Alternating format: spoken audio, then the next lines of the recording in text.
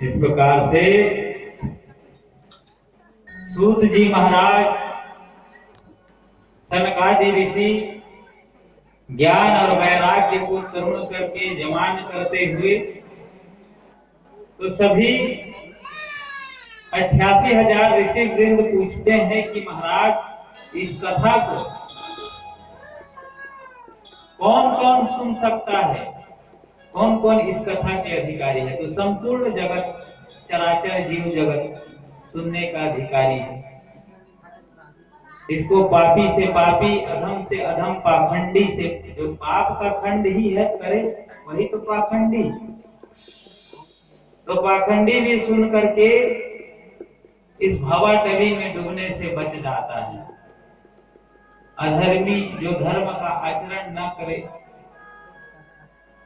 वो भी भगवान के भागवत कथा को सुन करके इस भवसागर से तर जाता है। जो क्रोध करता है, गुस्सा करता है, आवेश में रहता है हमेशा, उसको भी भागवत की कथा सुनने से भवसागर से तरने का एक उत्तम साधन बताया गया। अच्छा,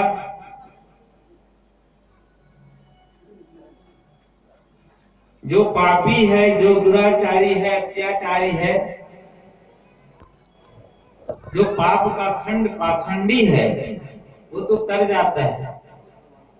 यहाँ तक कि जो जीवन में कोई भी अच्छा कर्म नहीं किया है, जीवन भर पाप कर्म में संलग्न रहा और मरने के बाद प्रेत योनि में चला जाता है, उसको भी अगर भागवत की कथा सुना दिया जाए तो भी भगवान के द्वार पर भगवान के परम पद को प्राप्त कर लेता है।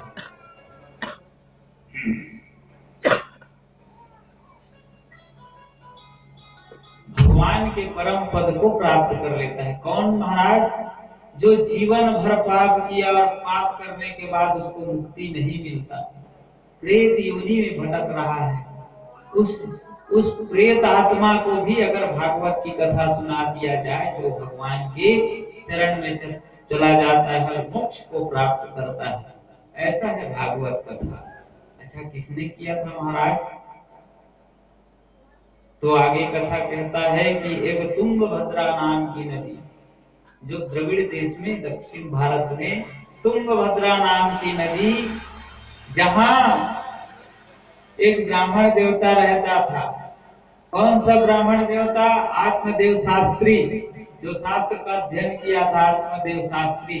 और उसकी पत्नी थी श्रीमती धुंधली बाई, धुंधली देवी। ब्राह्मण देवता का नाम आत्मदेव, कितना सुंदर नाम, और उसकी पत्नी थी धुंधली बाई। और जैसा नाम, जथा नाम तथा गुण, मिलता नहीं था दोनों में। महाराज कहता था कि भगवान के भजन करो, भक्ति करो, तो उसका विपरीत काम करता था। आस पड़ोस में चाली चुगली और किसी भी गांव की महिलाओं के साथ में लड़ भी लेती, दो चार जने के साथ में झगड़ा नहीं करती, तब तक कि उसके दिन का शुरुआत नहीं होता। और हमेशा खाली समय मिले तो आस पड़ोस के घर में जा करके सास बहू में झगड़ा करा देती, ननद भौजाई में झगड़ा करा देती, कलह करा देती। इस प्रकार से उसका काम ही उल्टा रहता है। और पति पत्नी में शादी से पहले हम लोग 36 के 36 गुण मिलवाते हैं। महाराज देख तो फलाना नाम में फलाने के जमे के लिए हनी जमा थे, हाँ तो नाम बदला दो, नाम लोग परिवर्तन करा देते हैं। 36 के 36 गुण मिला ले, बिहार के बाद में वो एको गुण नहीं मिले। और तुम्हार मन के मिला तो नहीं, अलग बात है भाई, हमार को नहीं मिले। कोने कहा थे चल घर जाओ, कहा नहीं तो मामा घर जाओ, कोने यहाँ जाओ वहां जाओ। अरे शंकर जी और सती माता में घरो 36 के आंकड़ा नहीं सिखा। बाबा भोलेनाथ कहा है आमा का है, तो वो सती माता का है अमली, भोलेनाथ का है अम्बाला, तो माता सती का है पटियाला। दूसरे ढंग के ये आत्मदेव धुंधली बाई में घलो रही से परिवर्तन का। आत्मदेव हमेशा भगवान के कथा को आत्मसात करते थे, पूजा पाठ करके जीवन व्यतीत करते थे। बढ़िया सत्यनारायण की कथा, हवन आदि, नवग्रह शांति, सभी ब्राह्मणों का सत्कर्म करता और धर्म परायण करते हुए एक श्रीमान का जीवन जी रहा था। श्रीमान यानी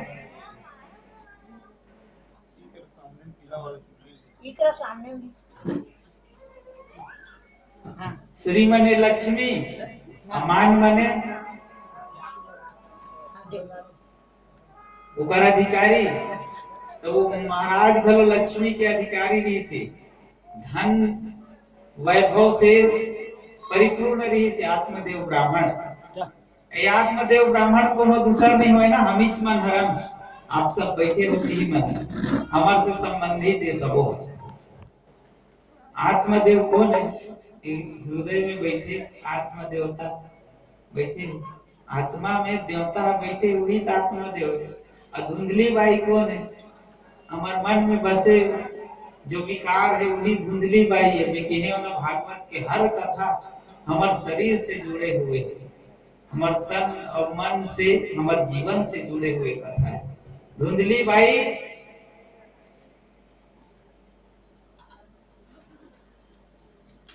आत्मदेव भगवान के भक्ति में लगा रहता था, तो धुंधली बाई एक लोकाचार में पड़ी रहती थी, लेकिन कोई संतान नहीं था आत्मदेव का। एक ही ग्लानि उसके मन में बना रहता था कि हे भगवान मेरे यहाँ कोई संतान नहीं है। और ये जमाना ये दुनिया वाले भी वही सताते हैं, किसको? नुक्स देखते हैं, बुरा जो देखा न मैं चला मिला न बुरा कोई, और जो मन खोजा आपना तो मुझसा बुरा ना कोई। एक आदमी था जो सबका बुराई देखता था।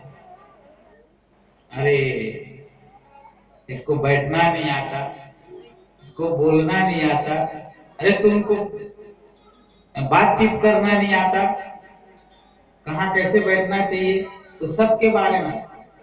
अरे तुमको चलना नहीं आता, सबके बारे में खाली नुक्स देखता था, गलती देखता था, बुराई देखता था।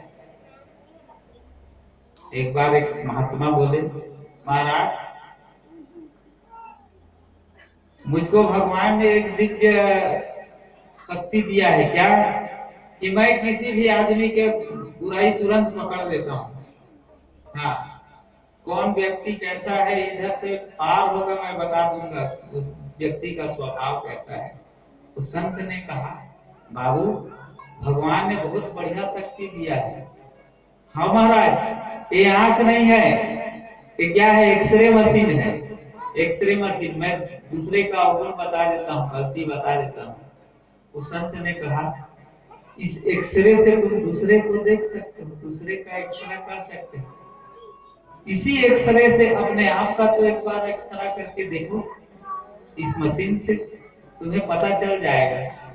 तो बुरा जो देखा ना मैं चला मिला ना बुरिया कोई, जो मन खोजा आप ना मुझसा बुरा ना कोई। हमसे बुरा कोई नहीं है इस दुनिया में। तो महाराज को कोई पूजा पाठ में बुला लेता कि महाराज हमारे यहाँ पूजा पाठ कर दो। हाँ, पूजा पाठ करे भाई, कहने बोला मौका मिल गया। अच्छा तो खेत कदे अगम खेत खा रहे महाराज, हावेगा भगवान के दिल 5 एकड़ खेत है, बोर है, ट्रैक्टर है, सब है। श्रीमान बताए ना हर चीज से संपन्न ब्राह्मण देवता, लेकिन बात हटक जाए की जगह का कोई संतान नहीं।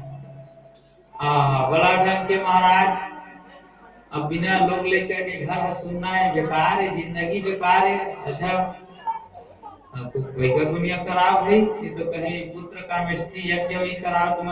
अब ऐसे निसंतान कर पूजा पाठ करावे कभी नहीं पूरेगा घर में। ऐसे कई जन अच्छा कर सुनो कही दे महाराज के मन फट जाए, एकदम चानी चानी हो जाए। हे भगवान कि मानव जीवन पाए नहीं पाए, अतका धन धान्य से मैं संपन्न हूँ, लेकिन मोर घर में कोई संतान नहीं है, मोर जीवन बेकार है। धुंधली बाई